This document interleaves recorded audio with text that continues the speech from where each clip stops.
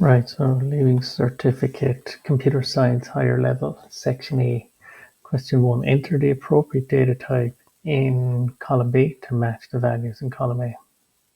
So it's 54 marks in total. Answer any 9 questions. And you'll see here 1, 2, 3, 4, 5, 6. Okay, so each of these are worth 1 mark. So the first one is enter the appropriate data type in column B to match the values in column A. Right, so let's go through them. So Kira, that's a name, so that's going to be a string. Okay, next one is going to be an integer.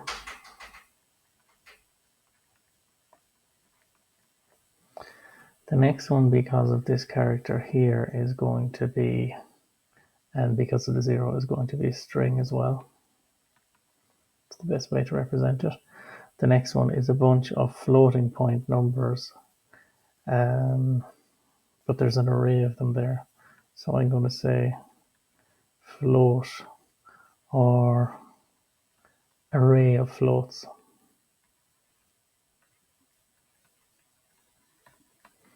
Okay. The next one is true or false, so that's going to be a Boolean. And the last one is a negative number with decimal points, so that's going to be floating point number as well. So FLOAT. So that's it for number 1. Number 2, information system can represent numbers in decimal, binary, or hex format. Many software developers use hex numbers. Give one example of hex. Okay, so it's more efficient basically in terms of to represent numbers. So for example, 2 digits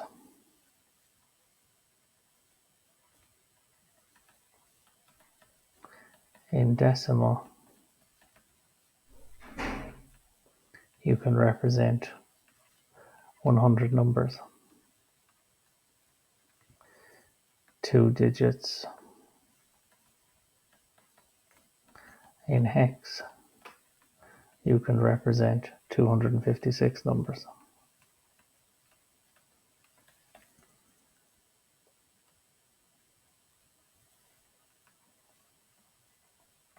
Okay, so that would be that. So convert the hex number 9 into a decimal number. Okay, so if you remember your hex values, so A is 10, B is 11, or the other way around, whichever way you prefer to say it.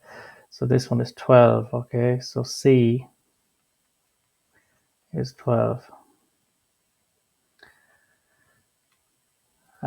So that's going to be by 16 to the power 1.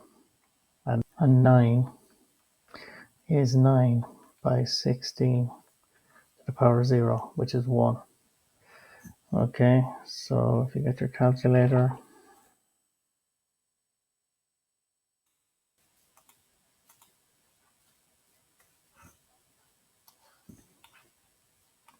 so 12 by 16 is 192.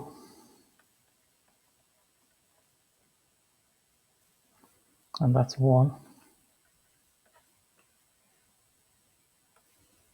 Going to be 201.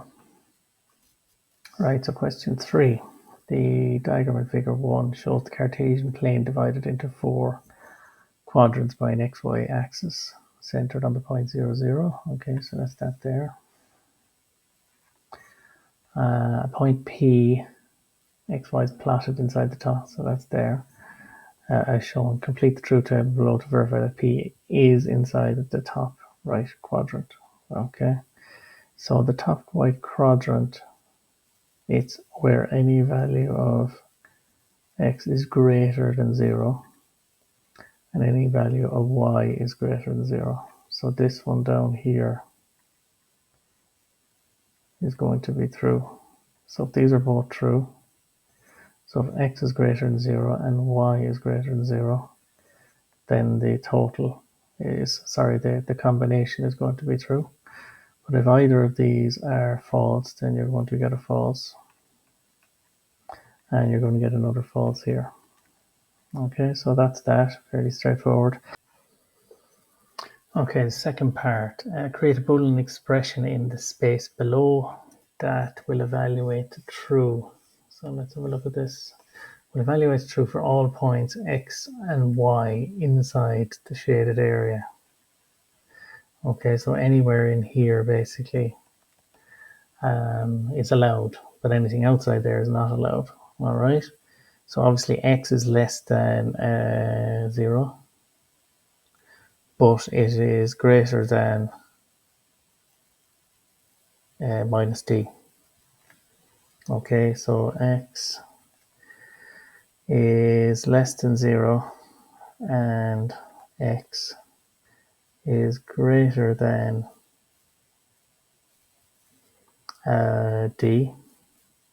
minus d, and y is greater than 0 and y is less than d. Okay, which is what that is there. So that's d and that's minus d. Okay, so sorry, that's a bad d there. So that's what you would get as a Boolean. You'd have 4 different pieces within the conditional. So question 4. User interfaces have evolved constantly over the past 40 years to become more user-friendly and accessible. What is meant by the term user interface? Okay, so it is a means by which a user can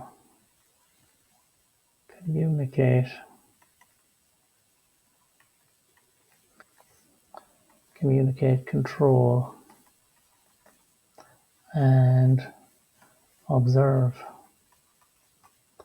a computer system.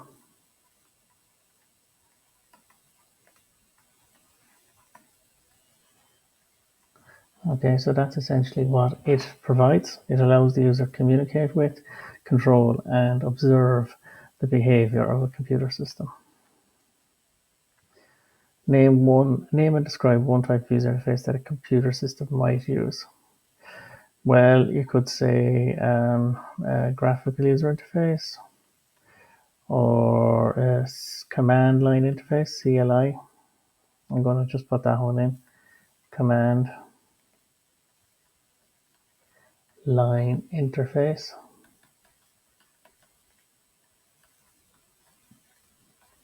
CLI. So how would I describe that? It's a text-based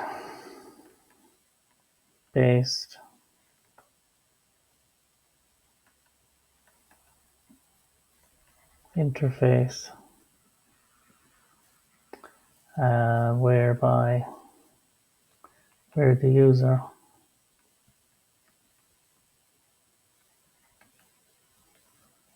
enters commands and gets responses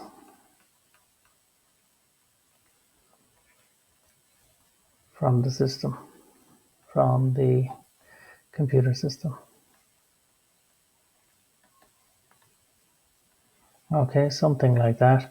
They're only giving you 4 lines, so they're not expecting an essay here. Okay, so that would be sufficient, I think, to get the full marks there. So what's the user interface, and give an example of one. So question 5, transmission control protocol / internet protocol, TCP/IP, refers to a suite of protocols used to send and receive messages over the internet.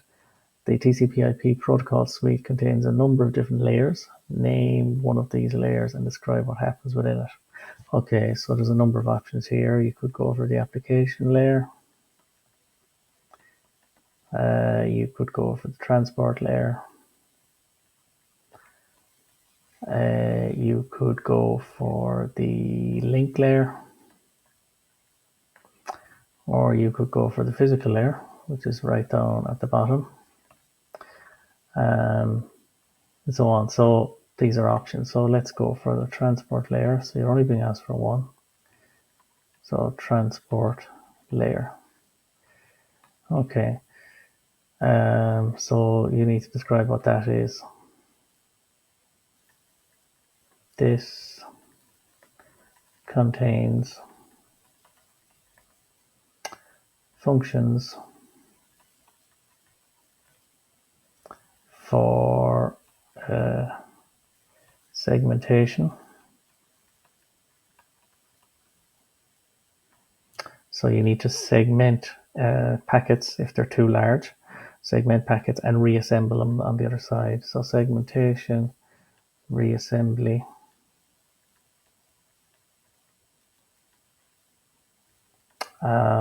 Error control.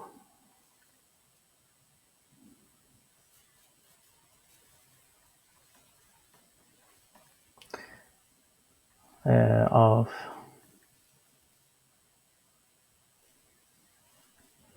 for segmentation, error control of packets.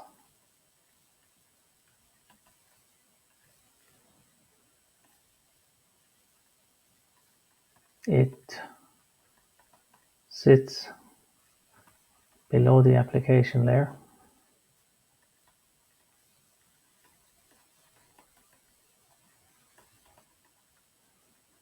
and above the link layer. Okay, so something like that. Again, they're not looking for a huge amount. That would probably cover it. You might also mention flow control here. Okay, flow control as another item.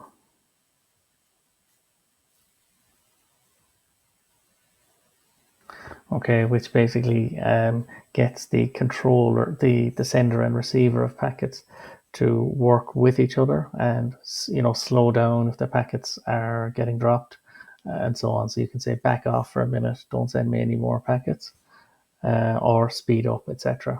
So that type of flow control is done in the transport layer. So they've the main four functions. Right, so question 6. Smart homes make use of embedded systems to make living spaces more enjoyable and convenient for home users. So give 2 examples of embedded systems. Okay, so one would be smart thermostat, for example. Thermostat. Okay, which could be a hell of a lot smarter than the traditional valve type thermostat. Another would be a smart security system. Okay, which might have cameras hooked up to it, motion sensors, and other proximity-based devices that could be used to monitor the security of a dwelling. Then describe 2 characteristics of embedded systems that distinguish them from general computer systems. Okay, well, the first one would definitely be that they're dedicated devices for a specific purpose.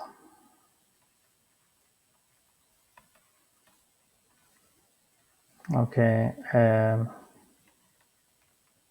which is in contrast to a general purpose computer that could be used for all sorts of different things. So that would be one, dedicated devices. Another characteristics would be contain limited resources and functionality. that are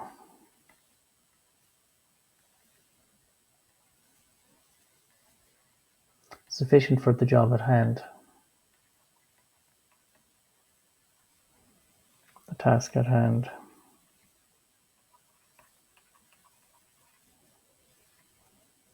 But restricts their usage. Okay, so obviously some of these embedded devices would have internet connectivity, whereas others, because it's not needed,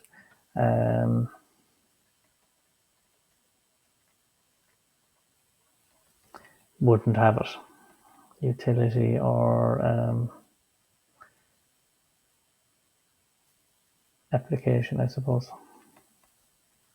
Okay, so they contain a limited set of resources and functionality that are sufficient for the task at hand, but restrict their general purpose, utility, or application. Okay, so that would be sufficient there. Sorry for the bad writing. Question 7. Complete the trace table for the Python code shown below. Right, so they are reducing x in this while loop here. So reducing x by 1 all the time, and they're increasing y by 1. So x starts at 10. And until x is greater than, so while x is greater than or equal to, so once it goes less than y, the loop will stop. Okay, so let's see what happens. So the first time around, x is going to be, the first time it's 10 and 5. The second time around, this is 9, and this is 6. The third time around, this is 8, and this is 7. And the fourth time around, they're both 7. Right, so question 8. A farmer needs to ferry a wolf, a goat, and a cabbage from one side of the river to the other side in a boat as shown. Okay, however, the boat only has room for the farmer and one other item, either the wolf, the goat, or the cabbage. If left alone without the farmer, the wolf would eat the goat, and the goat would eat the cabbage. Okay, so they can't be together at any stage. The state of the system at any given point in time can be represented using an order list of 4 values as possible. So which side the farmer's on, which side the wolf is on, which side the goat is on, and which side the cabbage is on. So by using the letter E to represent the east side of the river and W to represent the west. Okay, so what's the desired final state? Well, the initial starting point is east, so this is going to be west. We want everyone over on the west-hand side at the end. Okay, so that's the first part. The state W, E, E is considered a lost state because the wolf will eat the cabbage. Will eat the goat. All right, so the wolf, let's just check that. Yeah, so it's the side so that's the wolf, and that's the goat. So if they're left together, then the wolf is going to eat the goat, so that's why it's a loss. Okay. Name 2 other lost states. Okay, so well, this would be one. If you bring the farmer brings himself over, brings the wolf over, so that would be west, and leaves the cabbage and the goat over here on this side. That would be an issue. Okay, so that's another lost state. So the goat will eat the cabbage. Farmer's here.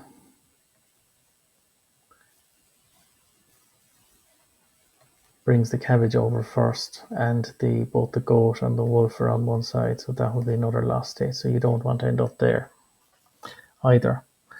Okay, so using this notation, name any one non-lost state other than the initial and the final state. Well, let's think about this. So at the start, it's going to be east, east, east, east. Second time, I would bring the goat over. So we'll take the goat over. So we'll bring the farmer over. We'll leave the wolf there with the cabbage, because the wolf won't eat the cabbage, right? So then I'll leave the goat over there. Then I'll come back. Farmer will come back then, and he's going to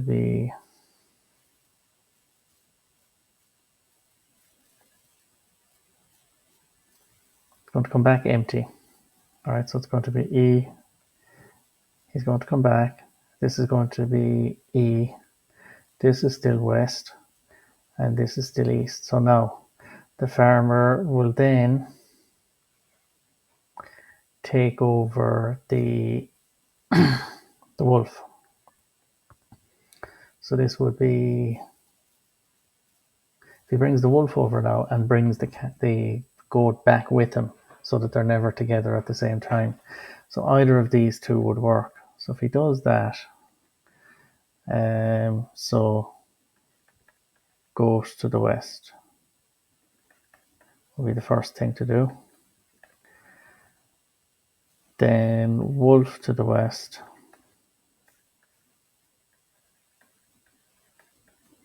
Bring back goat. Bring goat back to east.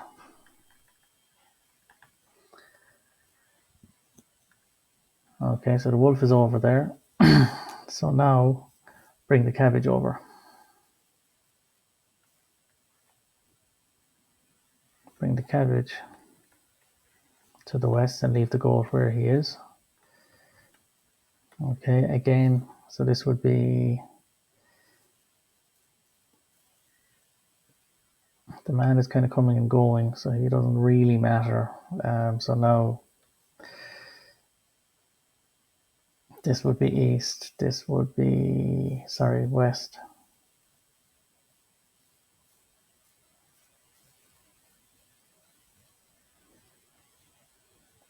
This would now be east because we've left him there. And then the cabbage would be west. The next one then would be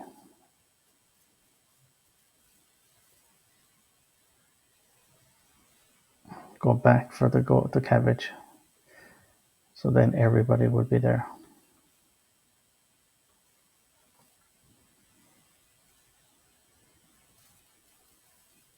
Sorry, go back for the goat, I should say. Yeah, go back for the goat. Okay, so this one will work. So west, east. So this means that the wolf is over there.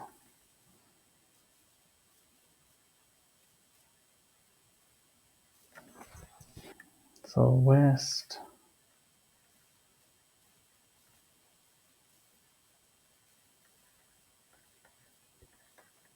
Okay, so we've left the wolf and the cabbage together, so that's all. That's fine. There's no issue there.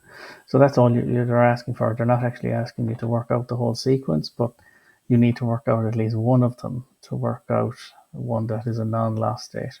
So that one will do. Okay, and that's it for question 8. Right. So question 9. Chop cup is a magic routine that involves 3 cups face down and 1 ball underneath one of the cups. In any single move, the position of 2 cups can be swapped using one of 3 possible moves, A, B, and C, as shown below. Okay, so we're just flipping cups around here. Okay, each cup is identified by its position. Initially, the leftmost cup is at position 1. The middle cup is at position 2, and the right cup is at position 3. Okay. Given that the ball starts in the leftmost cup, position 1, and always remains under the same cup, state the ball position after this sequence of moves. Okay. Right, so you've got 3 cups. position 1, 2, 3. And what they're telling us here is that the ball starts here the first time. So there's no ball under those two. There's a ball under the first one. So let's do it like that. So the starting position, we'll call it 0. And this is 1, 2, and 3. Let's bring that down a bit.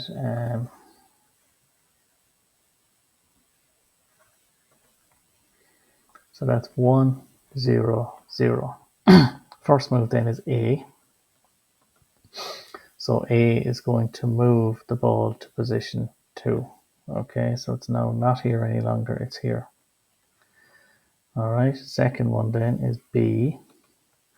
So B is going to move these two cups around.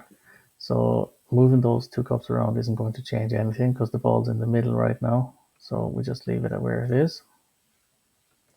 Move C then is going to move 2 and 3 around. Okay, so it's in position 2. So now it's here.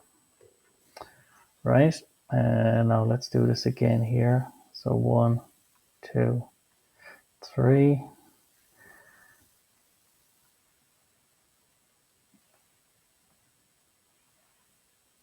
Okay, so we've got ABC done. We're at this point now. So now we're going for B.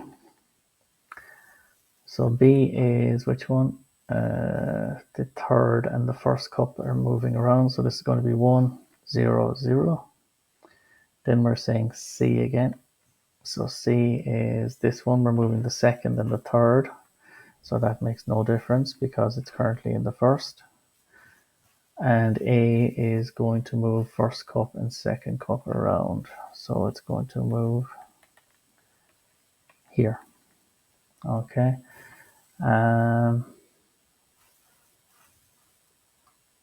State the ball position. So the ball position is in position 2. Final ball position is 2. Okay, so that's one way of doing that. Some people would be able to do it in their head, but that's the way I would do it to try and ensure I get it right. Okay, without knowing which cup the ball is under, construct a sequence involving at least 3 moves that results in the ball ending in the same position as it started. Okay. So if I don't know where it is, it could be under any one of them. Okay.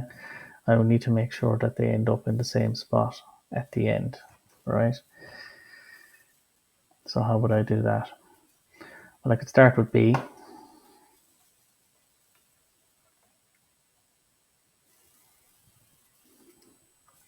So that's going to move so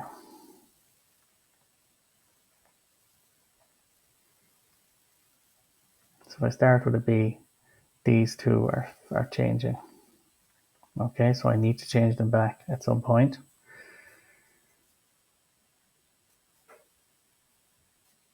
Okay, so this one hasn't changed yet.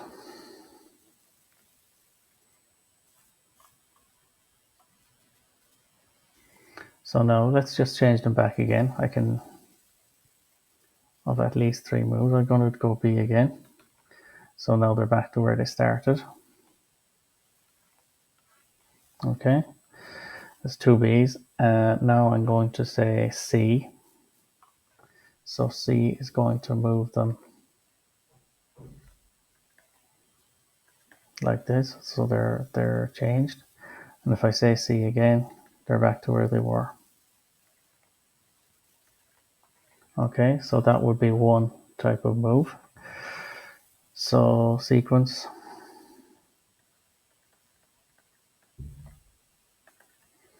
B, B, C, C. So they haven't said that I can't repeat moves. So I'm assuming that's allowed.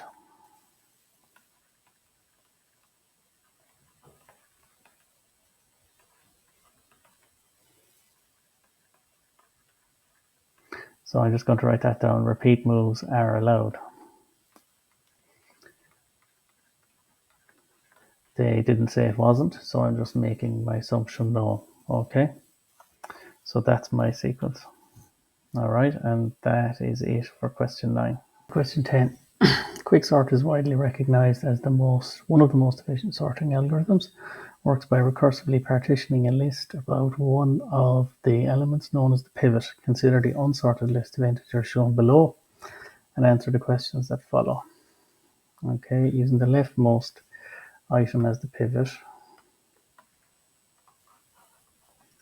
So that means that 60 is going to be the pivot.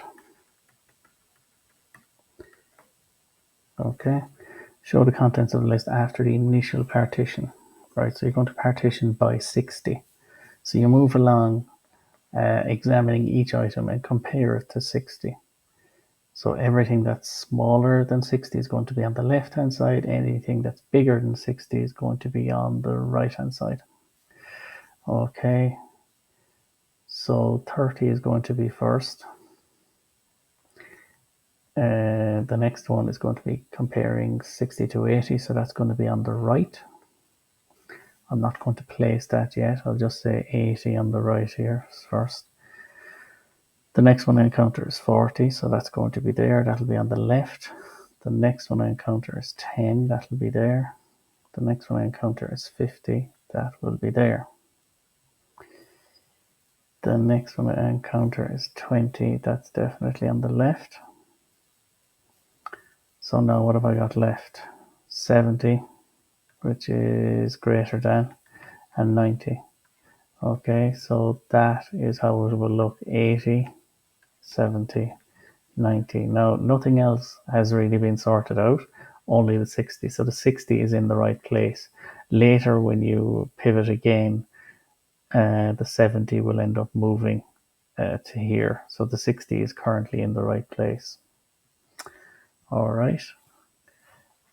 Explain why 90 would have been a poor choice to partition the list.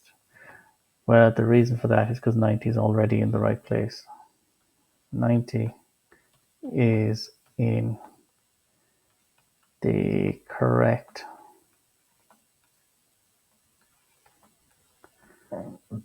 position at the beginning.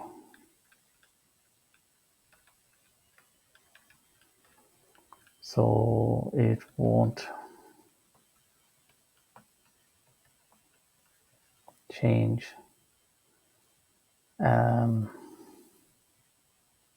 It won't change anything. Okay, there's nothing bigger than it, so nothing is going to be on the right of it, and everything is smaller than it. So that's the reason. Okay. And that is it for question 10. Question 11. Figure 6 depicts a flowchart of a Python algorithm which can be used to generate new usernames for students. You can assume that the date is in the format DD month to month, year, year, year. Okay. So we start, we're taking 3 inputs. We're taking a piece off the first name, and we're taking some of the date off. Okay. And then we're concatenating a bunch of things together for the username. Okay, so that's how it's been built. Name one input and one output of the program. Okay, but there's 3 inputs. So I'm just going to say surname. So each of these items are inputs. Okay.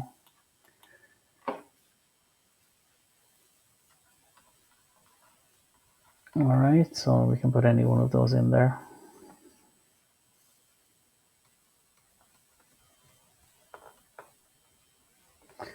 The output really then is going to be a username.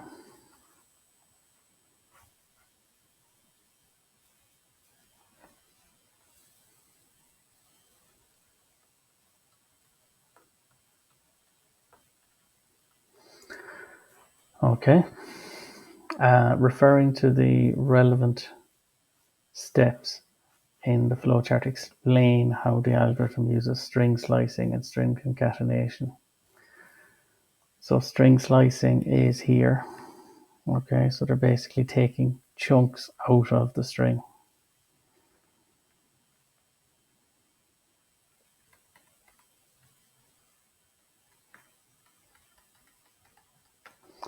and the concatenation is here.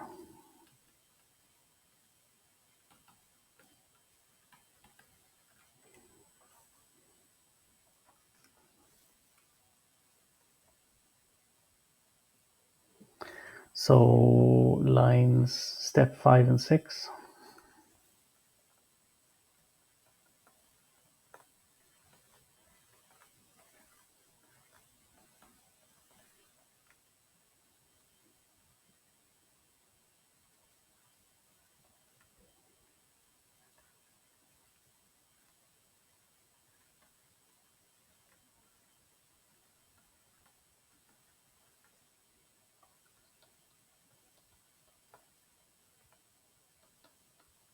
To slice them.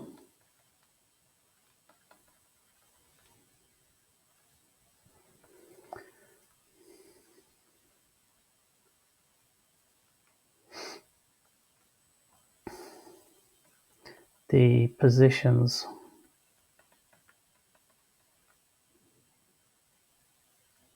of characters are used to do the slicing.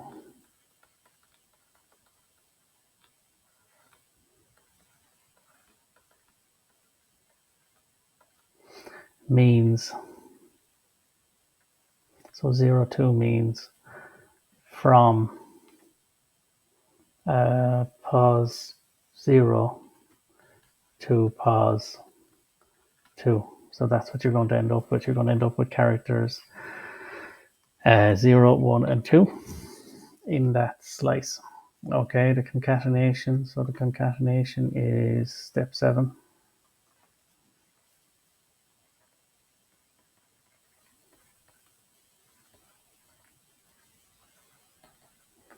Concatenates 3 strings together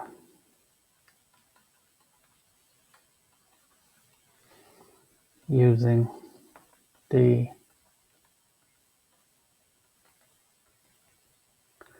plus operator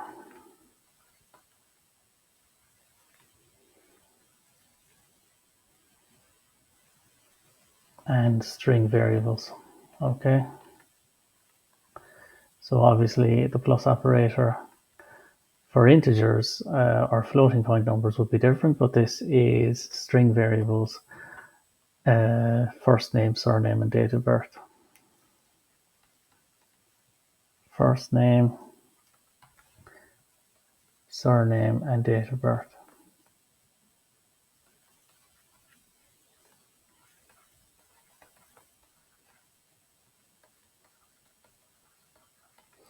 All right, so we're basically explaining how it's using them. All of the characters are included. All characters of strings are included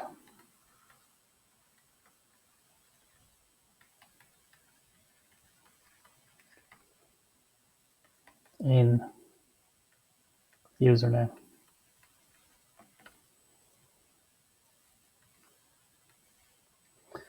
So all character of the 3 strings are included in the username output.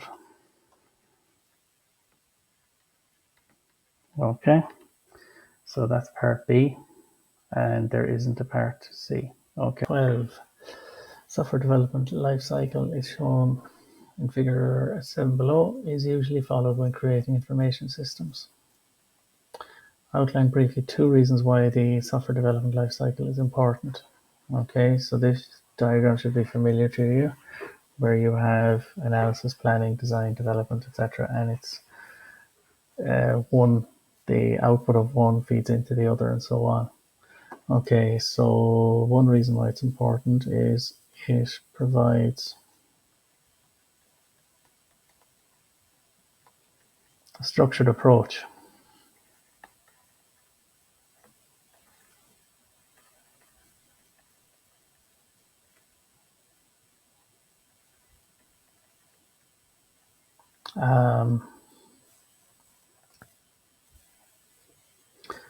where Errors can be minimized.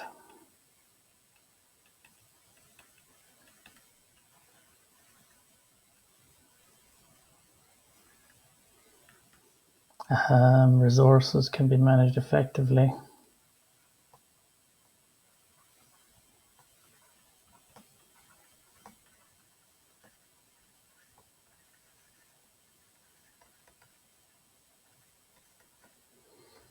And good quality software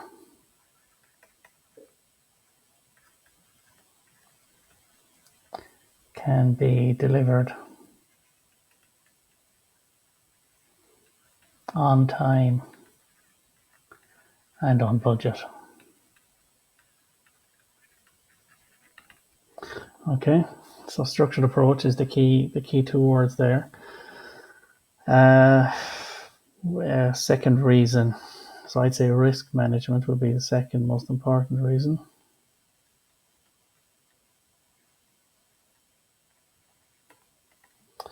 Okay, so risks.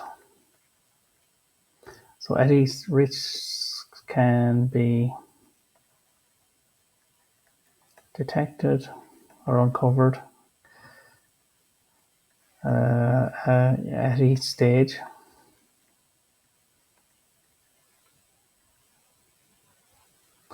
And mitigated as early as possible.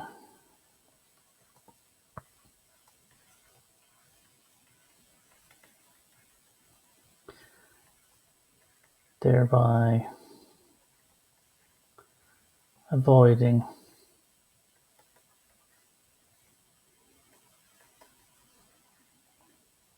bigger issues at the end.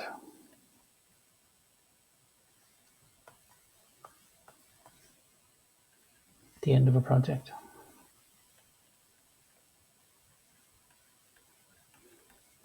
Okay. Distinguish between functional and non-functional testing. So functional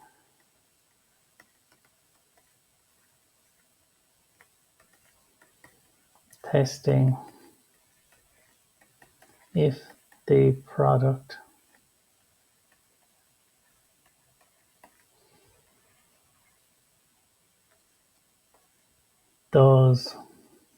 meets the requirements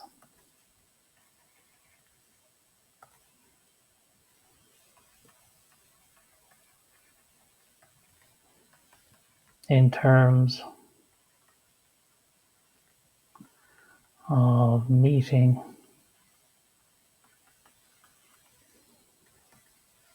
the user requirements.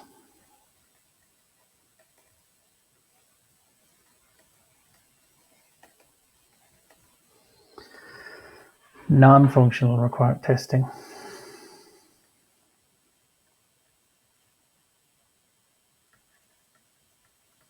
is more about the non-functional aspect. So is it fast enough?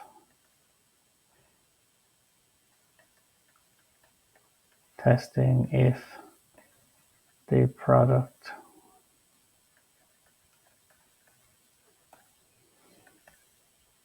is fast enough,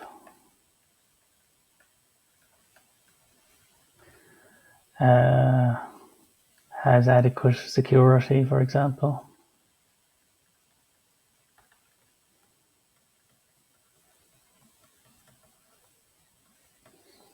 is usable,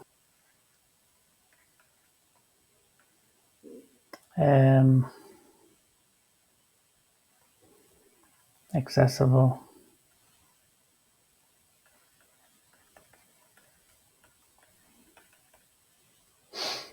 These are all non-functional requirements.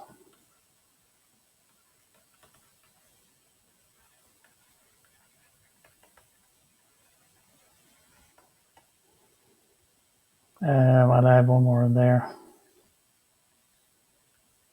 Cost effective.